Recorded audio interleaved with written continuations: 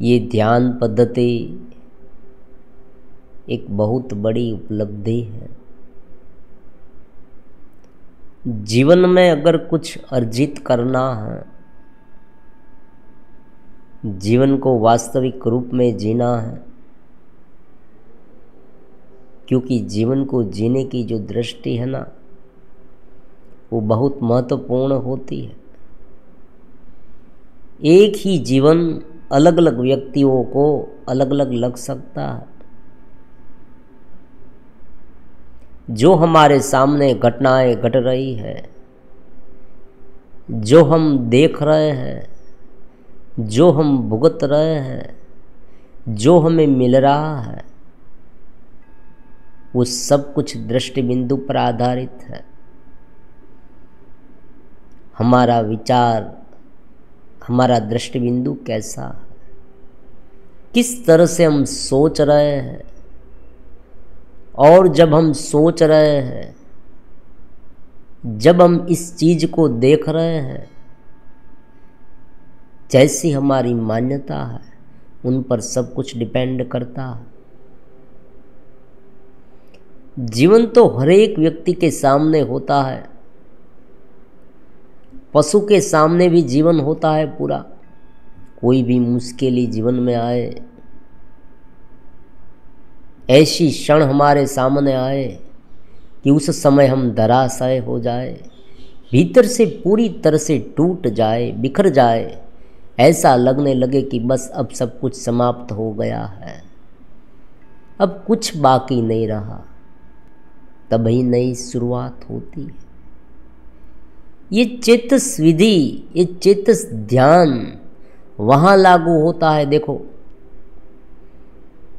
ये संघर्ष का ध्यान हो सकता है। ऐसी बात नहीं है कि ये शांत चित्त से एक जगह पर बैठकर ही ध्यान करे और माहौल ऐसा है तो ही ध्यान हो सकता है, ऐसी बात यहाँ पर नहीं है। अब देखिए, महाभारत के युद्ध में एक नवीनतम बात है, एक नवीनतम आर्ट है। ये चित्त रहना, ये ध्यान पद्धति, आत्मस्थ रहना, ये बहुत ही मूल्यवान है जीवन में। महाभारत के युद्ध में आप देखें, भगवान ने किस समय, किस माहौल में ये ज्ञान दिया, किस माहौल में ज्ञान दिया। रणभूमि थी, दोनों ओर से सैन्य तैयार था लड़ने के लिए। देखो, ये कोई आपसी मिलन नहीं था, ये लोग लड़ने वाले थे, एक दूसरे के खून के प्यासे थे। मार डालूंगा, मर जाऊंगा, यही उनका सूत्र था। देखो, किसी भी हाल में जीत को प्राप्त करना, ये उनका ध्येय था। और उस समय, ऐसे समय पर ये बड़ा ज्ञान, कितनी नवीन बात है। तो यही चित्त ध्यान है। भगवान ने कहा, तुम आत्मस्थ रहो और निमित्त मात्र होकर कर्म करते रहो। ये पूरा अस्तित्व मेरा है। ये जो कुछ घटित हो रहा है, जो कुछ तुम्हारे सामने है, तुम उत्पन्न हुआ देख रहे हो, तुम ये भी देख रहे हो कि वो नाश हो रहा है, परिवर्तन हो रहा है। तुम्हारे जीवन में बहुत सारी उपाधियां आ रही है, तुम ये देख रहे हो। तुम ये भी देख रहे हो कि मूल्यवान चीज़ या तो जा रही है या आ रही है। तुम जो मानते हो, तुम जिसे अपने मानते हो, वो आज पराये हो गए हैं या हो रहे हैं। तुमको किसी ने धोखा दिया है। तुमने जिन पर आधार रखा, वो आज चला गया है। ऐसे तो बहुत सारे घटनाक्रम हमारे जीवन में घटित होते हैं, लेकिन उस समय इस चित्त ध्यान से व्यक्ति टिक पाएगा। व्यक्ति केवल उनका सामना ही नहीं, देखो ये बात बहुत महत्वपूर्ण है, केवल सामना नहीं, सामना जब करते हैं तब उस समय मन स्थिति को मेंटेन करना बहुत महत्वपूर्ण है। सामना जब व्यक्ति करता है, स्ट्रगल करता है जीवन में, तब उनकी जो मन स्थिति है ना, वो महत्वपूर्ण रोल अदा कर रही है। देखो, अगर व्यक्ति भीतर से टूट जाए तो बाह्य स्थितियां है वो उन पर ज़्यादा हावी हो जाएगी। अगर व्यक्ति कोई चीज में आसक्त हो जाए, जब विकार उनके सामने है, जब विषय उनके सामने है, जब ऐसे अवसर आए हैं, देखो ऐसी घटनाएं घटी है, उनके सामने कुछ ऐसा है जो उसे लुभाने वाला है, उस समय वो अपना आपा खो बैठे और उसमें आसक्त हो जाए तो भीतर से निर्बल हो जाएगा। दोनों ओर से होता है। विपरीत स्थितियों में भी अगर व्यक्ति भीतर से टूट जाए तो भी उनका जो परिणाम है ना, वो उनके विरुद्ध आ सकता है, संभावना बढ़ जाएगी और जो निर्णय उसे लेना था वो नहीं ले पाएगा। जहाँ जो उसे करना था वो कर नहीं पाएगा। देखो, ये बात होती है, यही बात आसक्ति में होती है। जिस चीज पर व्यक्ति आसक्त हो जाता है वहाँ पर उनकी जो चेतना है, उनका आविर्भाव है, वो धीरे धीरे कम होने लगता है, क्योंकि यहाँ घेरा बनता है। जहाँ जहाँ घेराबंदी है वहाँ व्यक्ति फंस जाएगा। ये घेराबंदी है ना, ये मकड़ी की जाल जैसी होती है। व्यक्ति स्वयं उत्पन्न करता है और स्वयं उसमें फंस जाता है। लेकिन एक बार इस घेरेबंदी से ऊपर उठ जाए, सब कुछ एक बार छोड़कर, देखो, मन से सब कुछ छोड़ दे और नए तरीके से शुरू करे। ये ध्यान का पहला सिद्धांत है। ये चेतस ध्यान विधि में यही बात होती है। नए तरीके से शुरुआत करें। पहले हम कहाँ थे वहां से शुरू करें। देखो, आज तक जो हो गया है वो तो सब कुछ ठीक है। अनेक जन्म से, अगर आप जन्म जन्मांतर को मानते हैं तो अनेक जन्म से ये संस्कार एकत्रित हो रहे हैं, निरंतर हो रहे हैं। ऐसी बात नहीं है कि पहले हुए थे और आज नहीं हो रहे। ये निरंतर चलती आती घटना है, निरंतर हो रहे हैं। संस्कार एकत्रित हो रहे हैं। एक बार सोचा, संस्कार एकत्रित हो गए, फिर वही संस्कार फिर से पुनरावर्तित हो गए। जो कुछ हमने किया है वो फिर से रिवाइंड होगा और वही करने के लिए हमें प्रेरित करते रहेंगे। ये संस्कार बार बार उत्पन्न होते हैं। देखो, ये उत्पन्न होकर नए नए होते हैं, ताजा होते हैं। हमारे सामने जो जीवन बार बार आ रहा है, ये पूरा जीवन है। देखो, ये घटनाएं जीवन है, व्यक्ति जीवन है, जो सामने मनुष्य आ रहा है वो भी जीवन है, जो पशु पक्षी जीव जंतु ये सब जीवन है। ये अस्तित्व पूरा हमारे सामने जिस तरह से प्रकट हो रहा है वो पुनरावर्तित क्रियाएं होती है। बार बार यही आएगा, बार बार यही आएगा।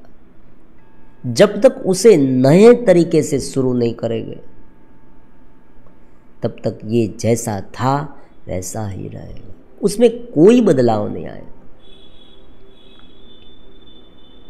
व्यक्ति का पूरा जीवन, देखो, एक दिन पर आधारित होता है और व्यक्ति का पूरा दिन एक घंटे पर आधारित होता है और व्यक्ति का एक घंटा एक मिनट पर आधारित होता है और एक मिनट एक क्षण पर आधारित होती है। एक एक क्षण, एक क्षण बदल गई, दूसरी क्षण बदल गई, तीसरी, चौथी, पांचवी, इस तरह से धीरे धीरे करके उनका पूरा जीवन बदल जाएगा।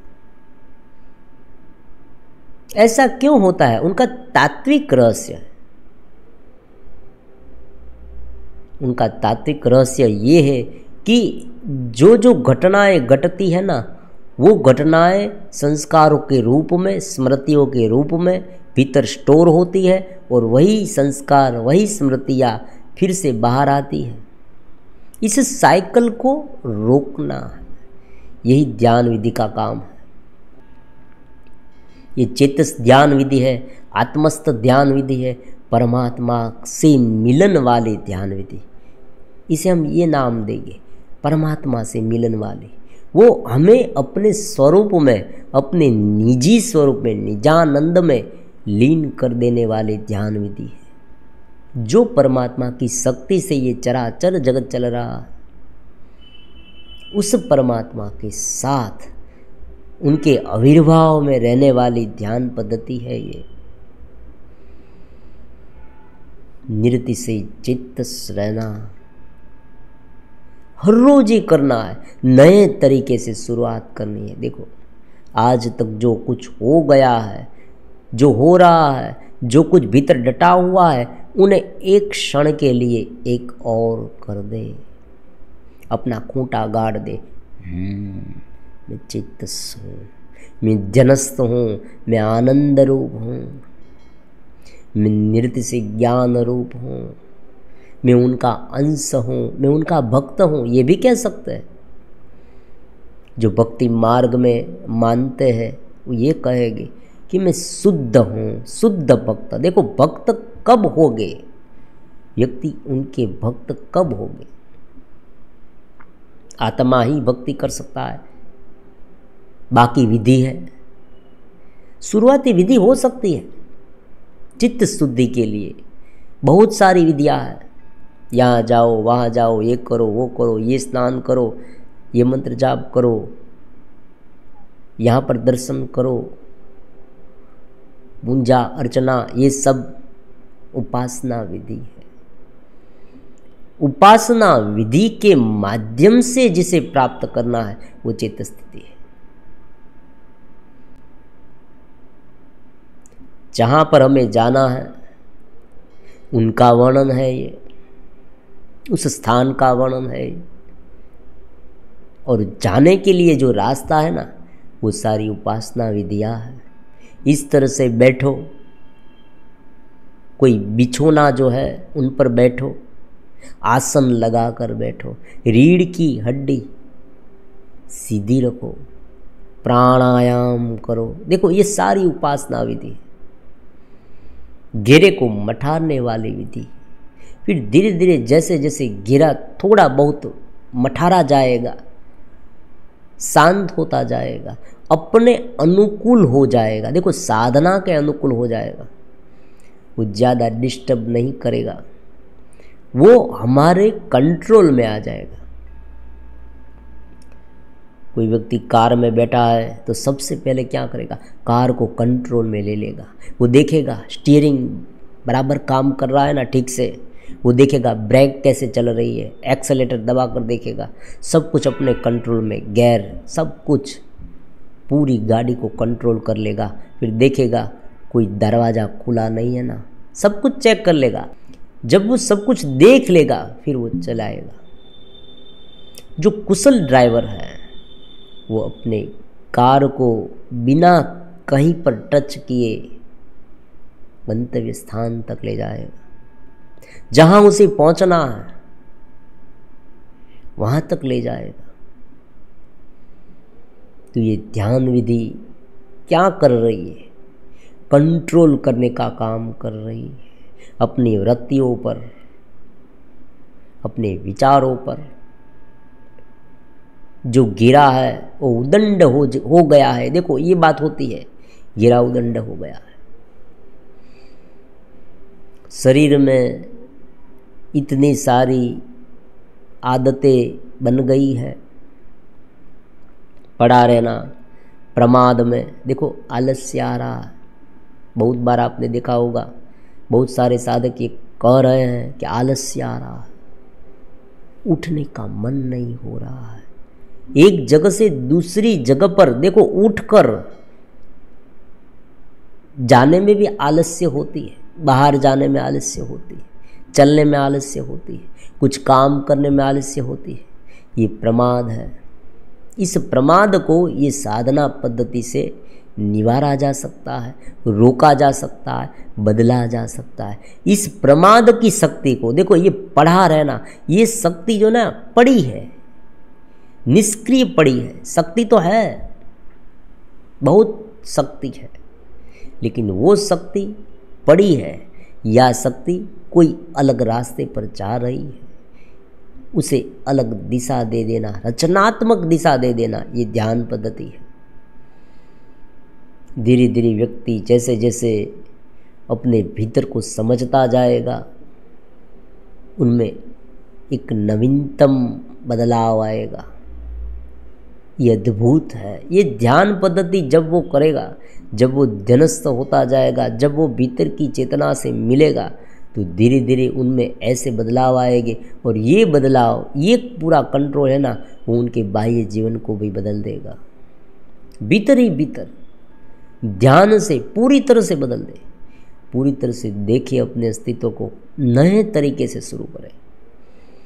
जो कुछ हमने आज तक सोच रखा है, जो कुछ हम आज जी रहे हैं, उसे भूल जाए, उसे चलने दे, उन पर ध्यान मत दे। पहले क्या करें? पहले खूंटा गाड़े, पहले मैं कौन हूँ, मैं सत्यचित। देखो क्या होता है, पहले ये समझना होता है कि मैं कौन हूँ। ये अध्यात्म की, ये तात्विक जो प्रश्न है ना, वो बहुत महत्वपूर्ण है, क्योंकि हर एक क्रिया के पीछे ये बात होती है, हर एक घटना के पीछे ये बात होती है। जब हम अभिव्यक्त होते हैं, ये अभिव्यक्त कैसे होते हैं? व्यक्ति बोलता है तब वो अभिव्यक्त होता है, व्यक्ति देखता है तब अभिव्यक्त होता है। देखो ये बाहर से जो संवेदनाएं आ रही है, उस संवेदना के माध्यम से भीतर कुछ चल रहा है, और उन्हें जब प्रकट करने की बारी होती है, बोलना है, लिखना है, सोचना है, वो अभिव्यक्ति है, बाहर प्रकट होना।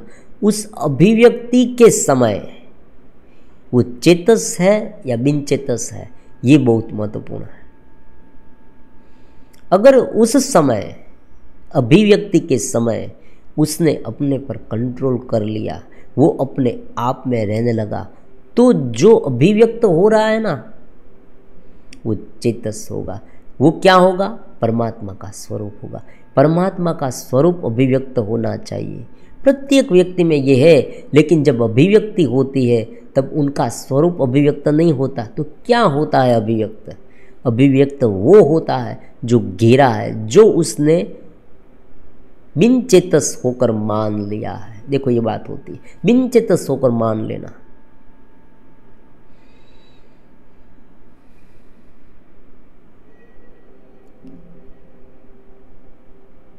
जब ऐसी सोच उत्पन्न होती है,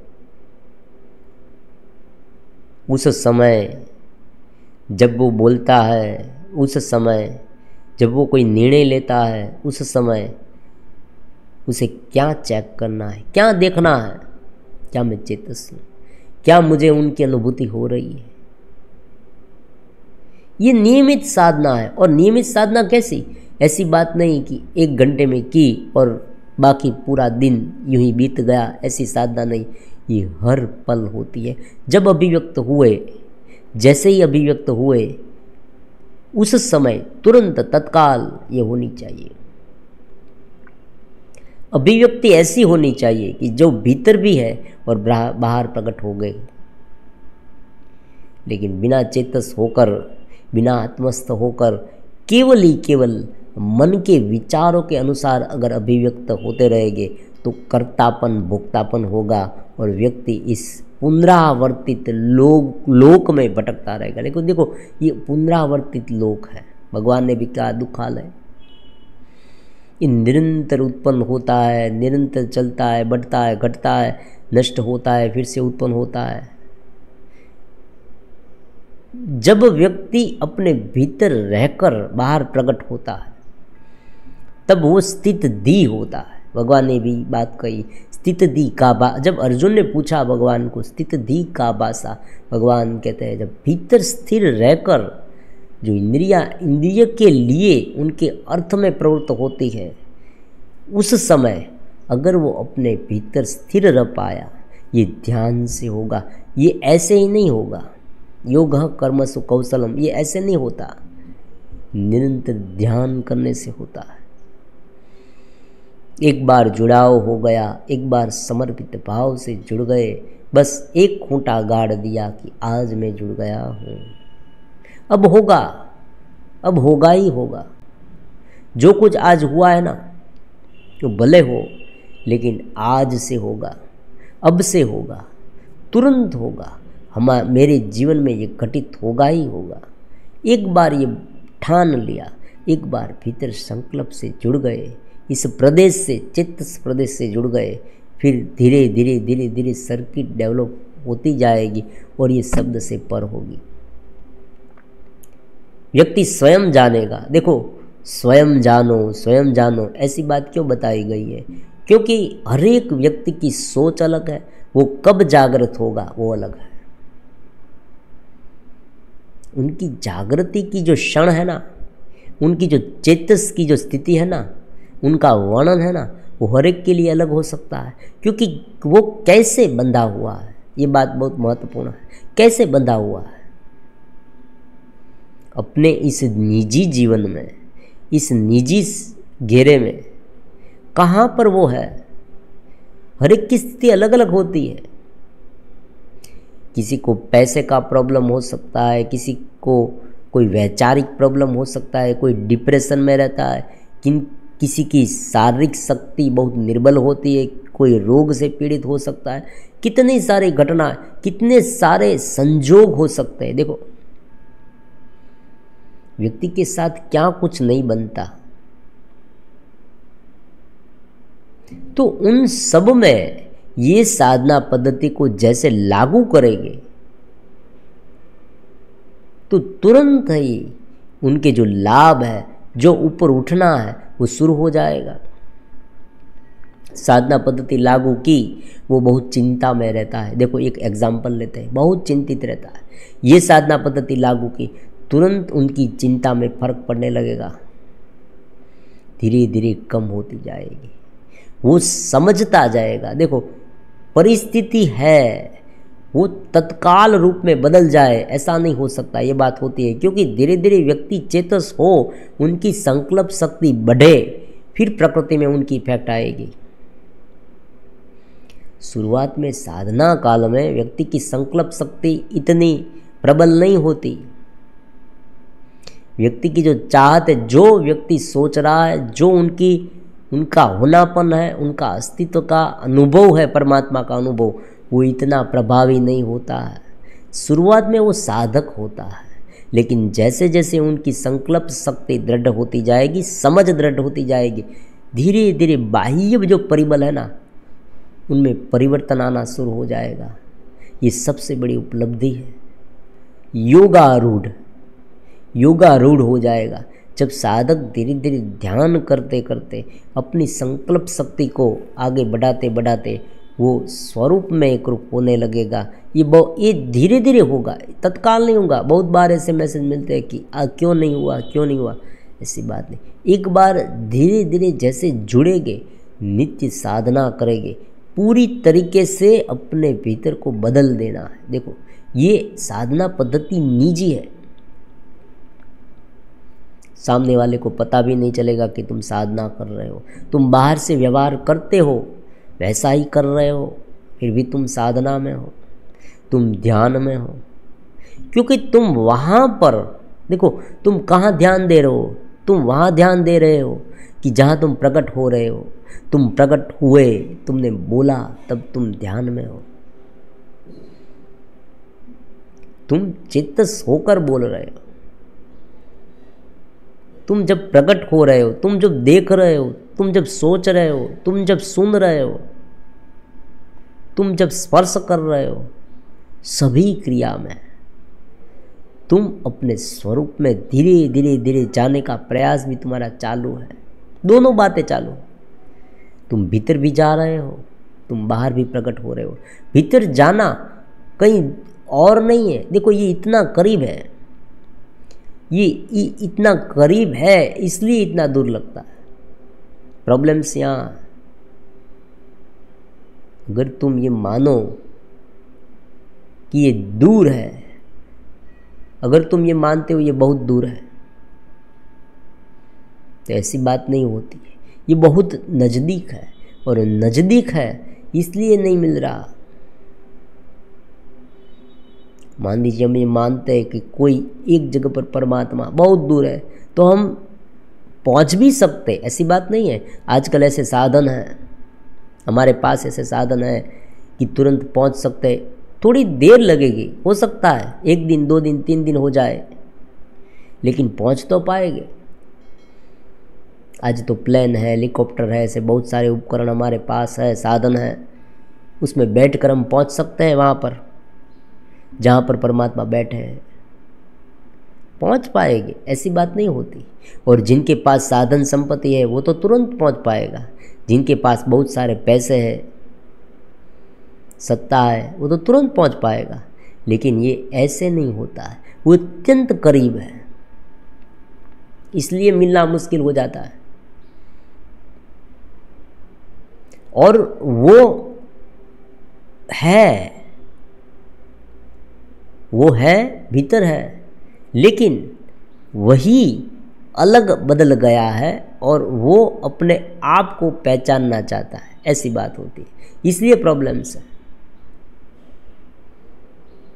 जो वो अलग रूप में बन गया है, जगत के रूप में, वो अपना ये स्वरूप, बाह्य जो घेराबंदी है उनमें वो फंस गया है। उस बाह्य घेराबंदी को छोड़कर वो अपने स्वरूप में जाना चाहता है। और यही सारी साधनाओं का मूलभूत ध्येय है। फिर आप कोई भी साधना पद्धति क्यों न लें, तो चित्त ध्यान विधि एक अद्भुत है। नित्य उनके साथ जुड़ना होगा तो ही वो अद्भुत परिणाम लाएगी। ऐसी बात नहीं एक बार किया दूसरी बार किया छोड़ दिया। ये पूरी तरह से जीवन दर्शन हो जाना चाहिए प्रत्येक घटना में, चाहे किसी भी स्थिति में हम क्यों न हो। ये चित्त स्थिति के पास बहुत सारी घटनाओं की एक मेमोरी होती है, मतलब बहुत सारी घटनाओं की एक लिस्ट होती है। ये चित्त कोई भी स्थिति क्यों न हो, व्यक्ति की स्थिति कुछ भी हो सकती है, कोई भी कठिनाइयां हो सकती है। देखो शुरुआत में क्या होगा, जो जुड़ेगा उसे ग्रेस शुरुआत में मिलता जाएगा, ये होता है। व्यक्ति अगर पूरी निष्ठा से जुड़ेगा ना तो ग्रेस मिलेगा, कृपा मिलेगी, उस अस्तित्व से कृपा मिलेगी, जुड़ाव से मिलेगी। लेकिन उस कृपा को पकड़ नहीं रखना, इसलिए उनकी बात बहुत नहीं करते, क्योंकि वरना क्या होगा, साधक उसे ही पकड़ लेगा, मुझे ये मिल गया, मुझे वो मिल गया। ये लेन देन वाली बात यहाँ नहीं है, यहाँ भीतर को विकसित करने की बात है। मुझे मिल गया, देखो व्यक्ति क्या चाहता है, व्यक्ति अपनी अतृप्त इच्छाएं पूरी करना चाहता है। व्यक्ति क्या चाहता है, व्यक्ति अपने दुखों से मुक्त होना चाहता है। लेकिन व्यक्ति ये नहीं चाहता कि मैं दुखी क्यों हुआ, उनका कारण ढूंढना नहीं चाहता है। अगर वो ये चाहता तो दुख होते ही नहीं, और दुख होते तो उन्हें उनकी इफेक्ट होती नहीं। दुख होते ही नहीं, ये थोड़ा ज़्यादा है, थोड़ा लुभाने वाला है, थोड़ा अतिशय है। आप ये भी कह सकते हैं थोड़ा काल्पनिक है। क्यों? क्योंकि जगत नित्य परिवर्तनशील है, तो ये होगा ही होगा, क्योंकि एक स्थिति नहीं रहती ना, और कब क्या हो जाए वो किसी को पता नहीं, अनिश्चितता है। कुछ एलिमेंट्स ऐसे होते हैं जगत में कि जिनके कारण ये दुख है ना वो सहज हो जाता, वो दुख होता ही है, ऐसा हम कह सकते हैं, क्योंकि कुछ ऐसे एलिमेंट्स है। एक बात है नित्य परिवर्तनशीलता, ये परिवर्तनशीलता बदलता रहता है। दूसरा है अनिश्चितता, कब क्या हो जाए। तीसरी बात है ये पूरा होगा। देखो उपनिषद कह रहे हैं कि आयु चाहे कितनी भी लंबी क्यों न हो, एक दिन तो सबको जाना है। देखो ये होता है, तो ये उनके सिद्धांत है, और ये सिद्धांत के कारण उपाधियाँ भी आएगी, दुख भी आएगा, तकलीफ भी होगी, आघात भी लगेगा, सब कुछ होगा। क्या कुछ नहीं होता है इस घेरे में, बाह्य जो जगत है उसमें। लेकिन उन सब के भीतर पीछे जो है, अगर उसे ध्यनस्थ होकर जान लिया तो बाहर का जो पूरा है ना, ये मनोराज्य है, वो मनोराज्य पर हम कंट्रोल कर पाएंगे।